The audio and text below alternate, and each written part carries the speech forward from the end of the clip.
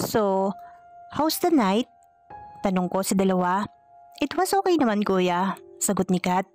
Si Karina naman ay nahihiya ng sandaling iyon. Hindi na siya tumitingin sa akin at busy na lang sa pagkain ng agahan. Ako naman ay pasulyap-sulyap sa kaibigan ni Hipag. Mga ilang minuto pa ay dumating na din si Mrs. at nagpahinga. Halos tanghali na rin nang umalis si Karina sa aming kondo. Kumayak naman kami upang maglibot. Kinabukasan ay pumasok na si Hipag. Pang-umaga siya at si Mrs. naman ay ihahatid ang aming anak. Si Angel na naghatid dahil may ginagawa ako that morning sa aming unit. May nag-doorbell na naman at pinuntahan ko ang pintuan upang alamin kung sino ito. Napatigil ako sa aking nakita at binuksan ko ito. Si Karina na naman, naka-uniform gaya ng kay Hipag. Oh, napadaan ka. Bati ko. Kuya, may naiwan kasi ako eh. Itinext ko na kay Kat. Nakapasok na pala. Sagot nito. Oo, si Mrs. ang naghatid kanina. Halika, tuloy ka muna. Sagot ko naman. Papasok pa lang si Karina at talagang bagong ligo. Amoy na naman ang kanyang pabangong light blue. Naiwan daw niya yung isang bag na maliit sa loob ng bag ni Kat. Ako na ang kumuha nito sa aming kwarto. Nabigla ako sa nakita. Medyo nakabukas to at nasilip ko ang isang protection. Hindi ko alam kung inilagay lang ito ni Hipag upang i-good time ang kaibigan o sadyang baon ito ni Karina. Dahil sa nakita ko, ay nagkaroon ako ng pagkakataon na biruin si Karina. Always safe ha, biro ko sa kanya. Namula ang maputing pisngi ni Karina habang inaabot ang naiwang bag. Sa pagkakaabot ay bahagya akong nawakan ang malambot na kamay niya at nagkatinginan kami ng malagkit ni Karina. Fertile kasi ako ngayon kuya, baka magyaya ang boyfriend ko eh. Pranggang sagot ni Karina. Usually, hindi naman kami gumagamit ng ganito. Natatawang pahabol pa niya. Nag-igtingan ang aking mga ugat sa narinig mula sa kaibigan ni Kat. Alam kong namula din ako nung time na yon dahil uminit ang aking muka. Natulala ako sa mga sinabi ni Karina at nagpaalam na rin na papasok na. Nabigla din ako nang kurutin ako ni Karina bago nagpaalam. Bye Kuya Bogs, sabay kurot sa aking tagiliran. Natalo ako sa usapan nung time na yon. Akala ko siya ang mahihiya sa pagkakakita ko at pagkasita ko ng bagay na yon sa bag niya. Yun pala, ay ako ang matutulala sa mga sagot ni Karina sa akin. May araw ka rin, sabi ko sa aking isip. Maghahapon na lang, naliligo na si Mrs. at naghahanda na sa pag-duty niya sa panggabi. Tumunog ang CB ko at binasa ang message. Si Kat ang nag-text. Kuya, hatid mo si ate. Pasundo na rin ako after non. Thanks. Text ni Hipag. Hinatid ko na si Mrs. at nagtungo naman ako sa ospital kung nasaan si Hipag. Tila sinusundan talaga ako ng tukso nang makita kong kasama niya si Karina. Natuwa naman ang aking imahinasyon at maging ang aking sarili. Hi Kuya Bogs, pasabay ha, wika ni Karina. Sira pa lang sasakyan ni Karina at pinahatak ito kanina lang. Sa isip ko ay mahaba pa ang gabi. Madami bang pwedeng maganap? Sabay ngiti ko. Napansin naman ito ni Kat. At bakit masaya ang kuya ko? Tanong ni Kat na may halong lambing. Tumingin ako sa rearview mirror at nakatingin pala si Karina. Nagkatitigan kami. Kuya, sa atin magdi-dinner si Karina. Daan tayo ng drive-thru ha, sagot niya. Biro ni Kat sa kaibigan. Dahil sa matagal na ring hindi nakakapasyal sa kondo, ang aking mga biyanan ay nag-request silang sa bahay na muna nila ang kanilang apo. Wala naman pasok ang bata kaya pumayag na din ako. Advantage ko din naman ito dahil walang ibang tao sa aming unit. Mga 8 PM na nang kami makarating sa kondo. Pinagsaluhan namin ang nabiling pagkain sa drive-thru. Nagtataka ako sa mga nangyayari, lalo na't kasama namin ngayon si Karina na bihirang mangyari. Nag-uusap ang magkaibigan habang kami kumakain. Usapang pangkabataan na tila sila lang ang nakakaintindi. Kuya Bogs, gusto mong lumabas? Gumimik? Biglang tanong sa akin ng aking magandang hipag. Ha naku diba? May pasok pa kayo bukas? Palusot kong sagot. Pero sa loob ko'y gusto ko rin palang mapalapit kay Karina. Okay lang yun kuya. Hindi naman tayo papagabi Suhol ni Karina. May problema pala itong si Karina. Problema sa boyfriend niya. Nag-away pala sila ng boyfriend niya at tila gusto niya maglabas ng sama ng loob. Nakaisip ako ng solusyon. Girls, ganito na lang. Gabi na kasi. Kung sama lang ng loob alam kong alak ang hanap nyo. Dito na lang tayo sa unit. Total, tayo lang naman ang andito at wala ang bata. Paliwanag ko. Pinili ko rin sa kondo na lang uminom dahil tiyak na malalasing ako at mahihirapang mag-drive pag uwi. Pag sa labas pa, uminom. Kuya naman, walang boys dito. Natatawang wika ni Kat. Okay na dito friend. Nakakahiya naman kay Kuya Bogs. Sinundo na nga tayo. Baka pagod na siya. Wika naman ni Karina. And besides, ayan di ba boy naman ang kuya mo? Natatawang biro pa ni Karina. Nagtawanan na magkaibigan at parang masaya sila at payag ng dito na lang mag-inuman. Hindi ako kalakasang uminom. Sakto lang. Lalo na't alam kong pwedeng may mangyari. Mas enjoy kung sober ako pero okay naman. Mapipil ko kung sakali. Nagpaalam ako na bababa muna upang pumili ng beer sa katabing convenience store ng aming building. Ang hipag ko naman ay nagsimula na magligpit ng pinagkainan namin. It's si Karina ay nakita kong nag-alis ng kanyang tali ng buhok na tila naiinitan at parang gustong mag-shower. Pagbalik ko ay dala ko na ang 12 San Mig Light in can at ilang sitsilya para mapulutan. Sa loob ng banyo ay dinig na may naliligo. Si Karina pala ito at si Catherine naman ay nakaupo sa sopa at hawak ang towel na nagsasabing maliligo din siya. Tumabi ako sa kanya at hinalikan sa mga pisngi. Bahagyang umiwas si Ipag dahil siya daw ay marumi pa at galing sa duty. Ngunit hindi rin nakakapigil at hinawakan ang aking katawan. Mga ilang saglit din na kamay naghalikan at biglang bumukas ang pinto ng banyo. Kaagad kami nagkalas ni Hipag at kunwari nanonood lang ng TV.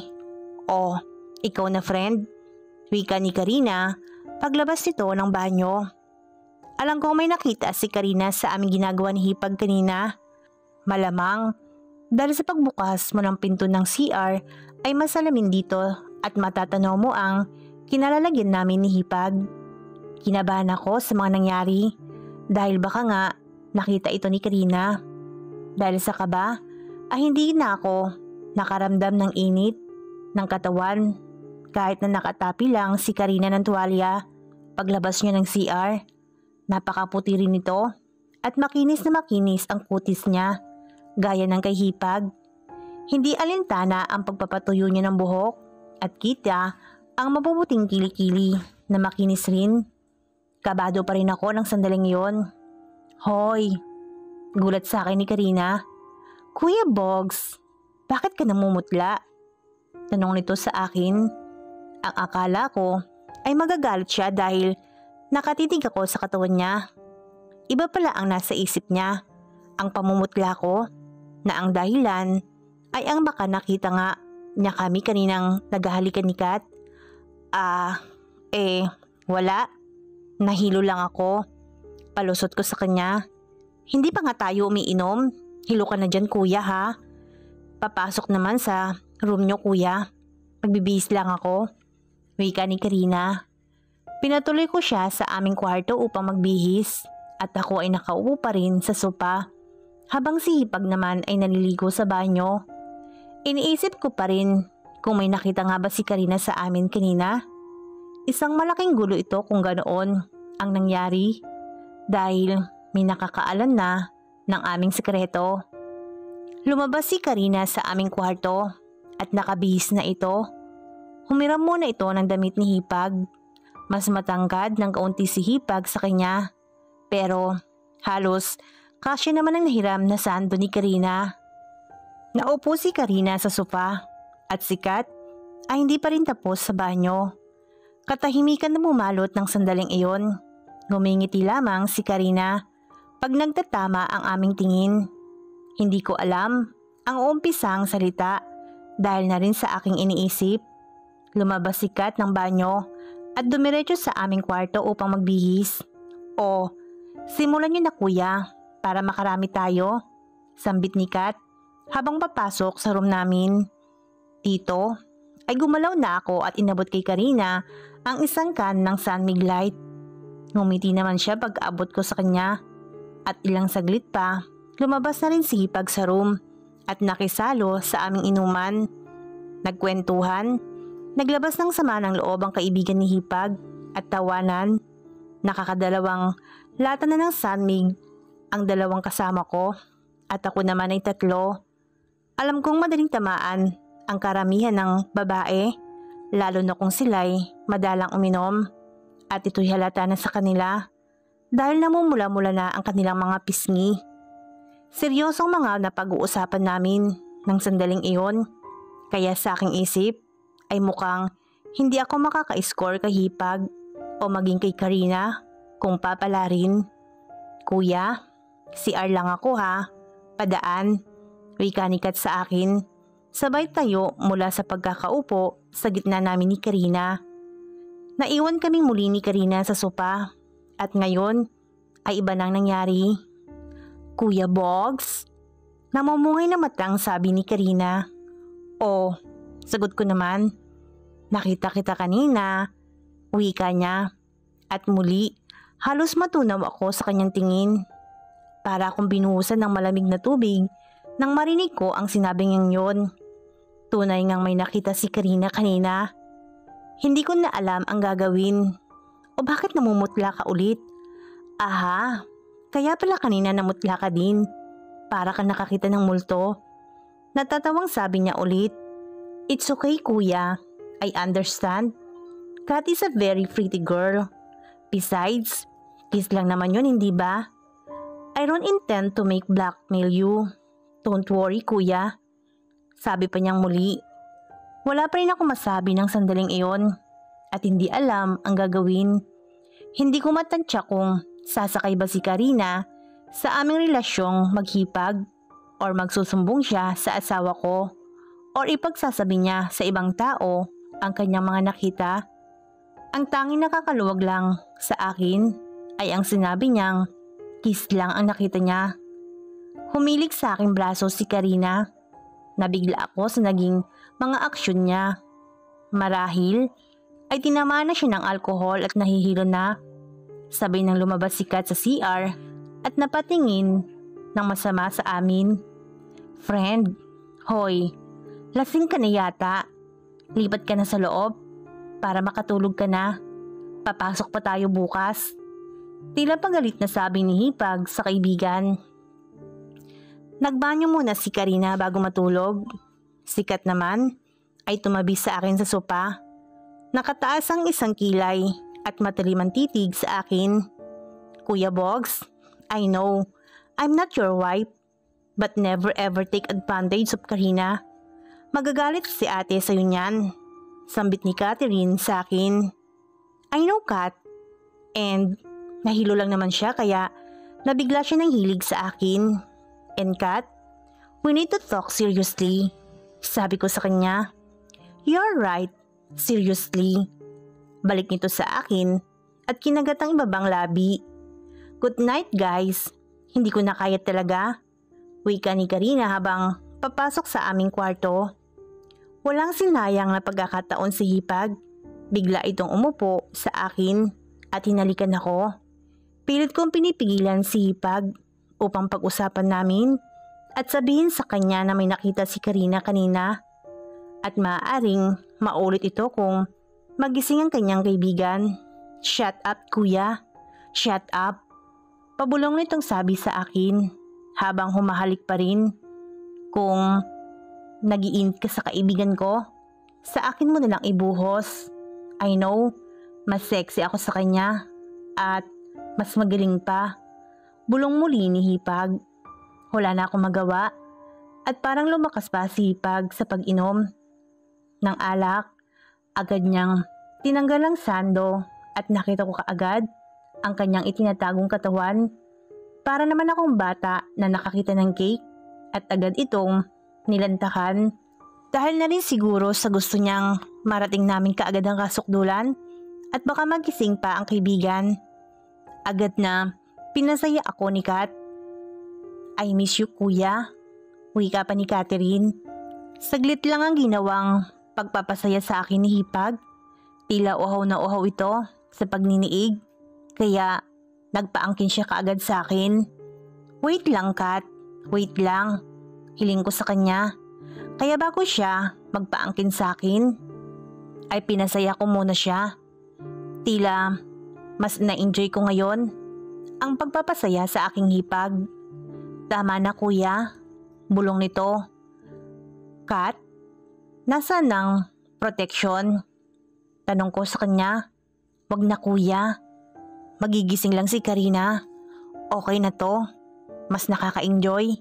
Sagot nito sa akin at dahan-dahan nang nagpaangkin sa akin. Kuya Bogs, wika ni Catherine nang tuluyan ko na siyang maangkin. Ang saya na pakiramdam ay hindi ko maalis nang makita kanina ni Karina. Ang pangamba na mabunyag ang aming lihim na pagniniig. Subalit bukod sa pangamba ay bumalit na rin ang pagnanasa, lalo na pag naalala ko ang tagpo habang nagiinuman kami. Halos marating na ni Hipag ang kasukdulan na bigla ko siyang tanungin. Kat, safe ka pa ngayon? Bulong ko sa kanya. No, kuya. Sagot nito. Ayan na ako. Bulong niya. At narating na nga niya ang kasukdulan. Niyakap ko naman siya at sumubsob sa katawan niya. Inisip ko na si Karina ang kaniig ko at nararamdaman ko ang init ng katawan niya. Nagulat ako nang bigla akong pinasaya ni Kat. Para akong nakuryente sa kiliting nadama. Kat, wika ko na lang at narating ko na ang kasukdulan. Walang alinlangan na napangiti ang aking Hipag matapos niyang makita na narating ko na ang kasukdulan. Did you like it, kuya? Mapanoksong tanong ng aking magandang Hipag. As always, sabay halik ko sa pisngi at labi niya.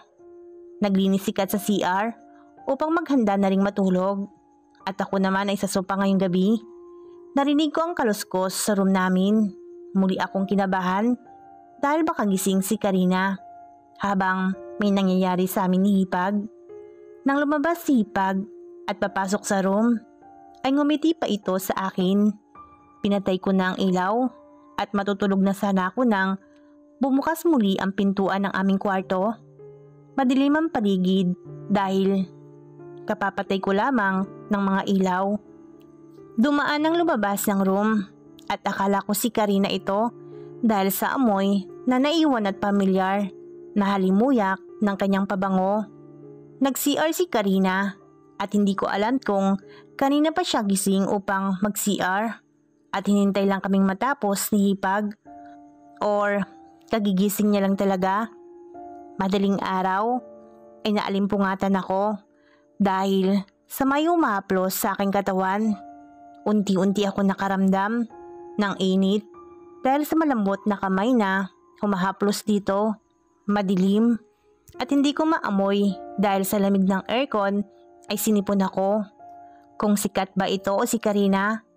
Pero sa loob ko ay sana si Karina ito. Nangahawakan ko sana ang kamay na humaplos sa aking katawan ay nabigla ko at napahinto. Sa pagpigil ko sana na bigla itong pinasaya ako. Nakalika ako ng ingay dahil hindi ko inaasahan ang mangyayaring ito. Shh! Just enjoy. Bulong nito sa akin. Hinaplos ko ang katawan ng babaeng nagpapasaya sa akin at sa paghawak ko ay masisigurado akong Si Catherine ang babaeng ito.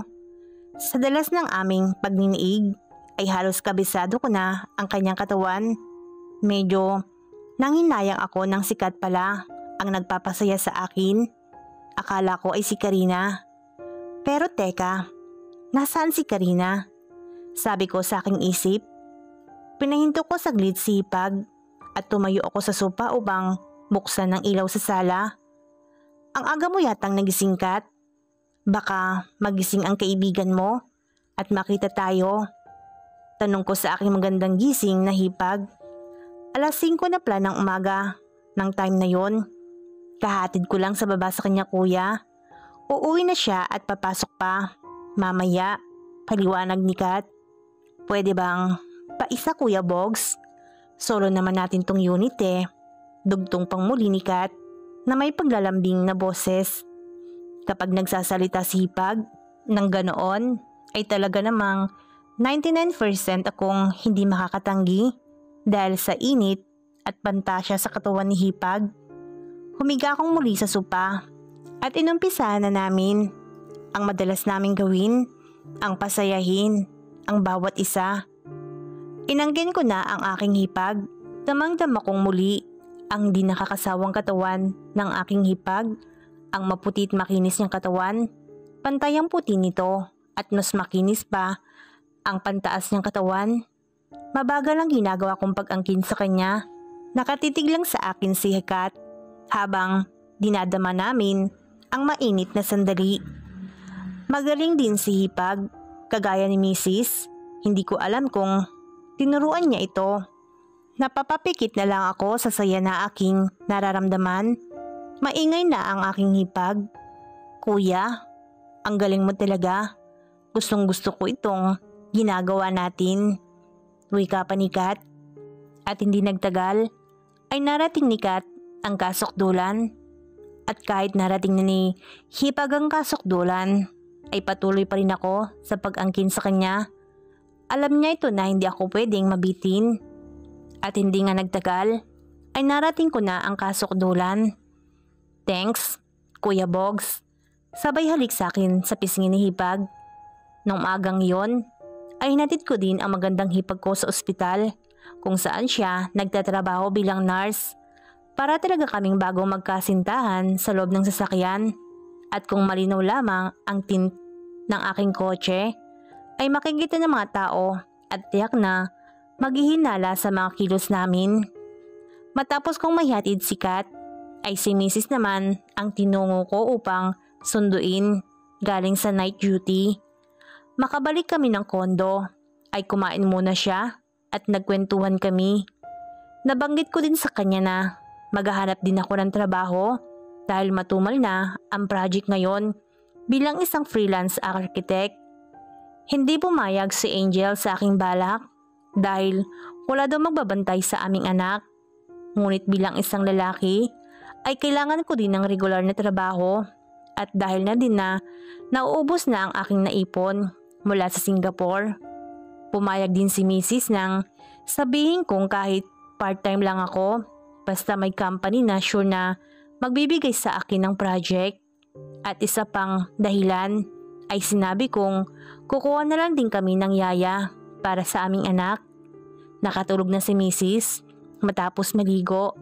Hindi na kami nagniig that morning dahil alam ko din na pagod siya at galing ng duty. Ganito ang naging takbo ng aming buhay ng ilang buwan at nagsimula na din akong maghanap ng trabaho. Ang naging setup ay medyo mahirap din sa akin. Umaga ay ihahatid ko ang aming anak sa school. Ihahatid ko si Kat sa duty. Susunduin ko si Mrs. galing night duty. Magi-internet para sa job hunting.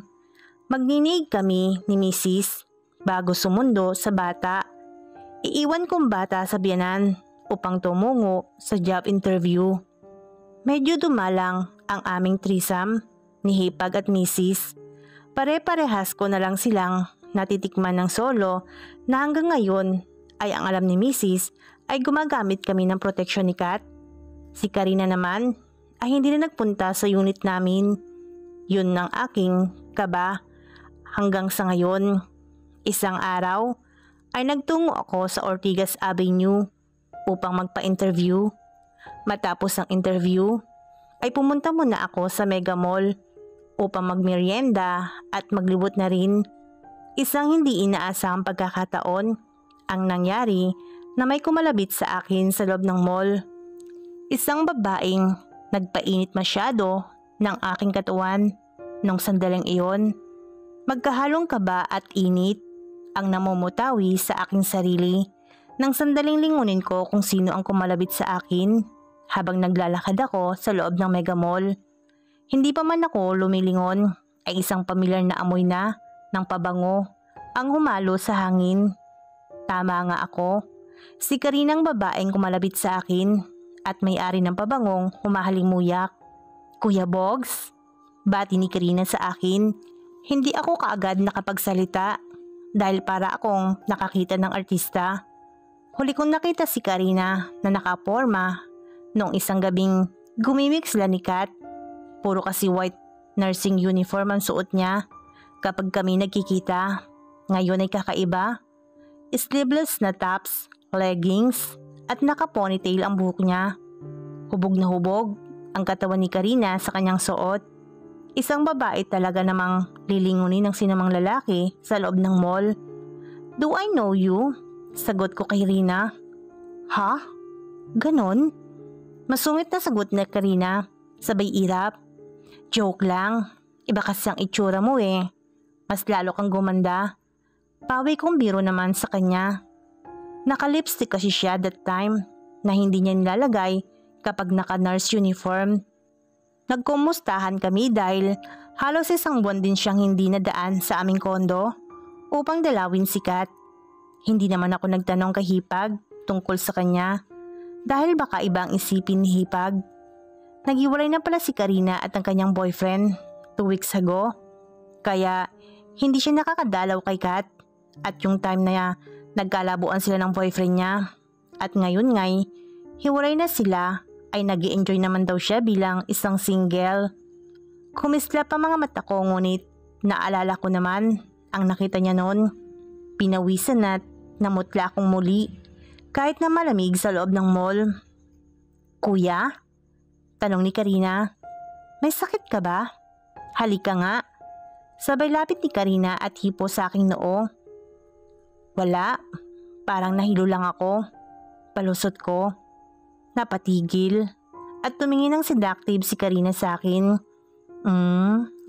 Naalala ko na kuya. I know why. Natatawang wika ni Karina. Don't worry kuya. Save sa akin yung sekreto mo. Natatawa at sumabay na rin ako ng tawa ng malakas kay Karina. Total, ay nakita naman ni Karina at may alas siyang hawak ay naglakas loob akong tanungin kung ano talaga ang nakita niya upang lumuwag na din ang aking loob. Karina, look, I don't know where to place myself. What did you actually saw? Tanong ko sa kanya sa seryosong muka. Wala yung kuya, kiss lang naman eh. Kaya ang sabi ko dati, kiss lang naman. Sagot ni Karina. I guess someone have to treat me snack. Blackmail ba yun kuya? Patuloy nito. Hinawakan ako ni Karina sa aking mga kamay. Tumitig na parang nangaakit. Hindi ko maiwasang tumingin sa kanya. Tayo na kuya. Nagugutom na ako eh.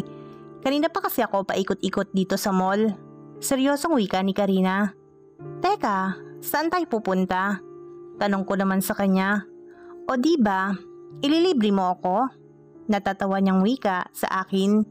Wala akong magawa dahil may hawak na alas si Karina. Besides, ililibre ko lang naman siya ng merienda para mahigpitan na rin ang takip ng sekreto namin na siya namang hawak at alam ngayon ni Karina.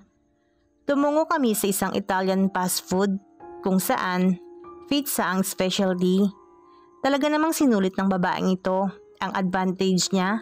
Sa akin naman ay okay lang dahil makakasama ko at makikita ang maganda niyang katawan. Sa loob ng fast food ay umupo kami at hinihintay ang order na pagkain. Bahagyang binalot ng katahimikan ang aming kwentuhan dahil na din sa akin ka ba na hindi lang yun ang nalalaman niya. Best friend niya si Hipag. Maaring nagkukwento rin ito, lalo na pagdating sa kamunduhan. Okay ka lang ba talaga kuya? Sorry ha, na-blackmail kita. Huwag ka na sanang bumawi. Biro pang muli ni Karina. Look Karina, natukso lang talaga ako, kaya ako nagawa yun. Like what I've said, kiss lang, nothing else. Sagot ko sa kanya. Nagsinungaling na ako at lumusot para kung sakaling i-chismis niya ay okay lang. Kung magsusumbong naman ito kay Mrs. ay hindi naman siguro ganoon ang ikagagalit ni Mrs. dahil alam naman niyang may permit kami ni Kat galing mismo sa kanya. Ang ikagalit lang ni Angel ay ang action namin ni Kat kung bakit nakita kami ni Karina at hindi kami nag-iingat.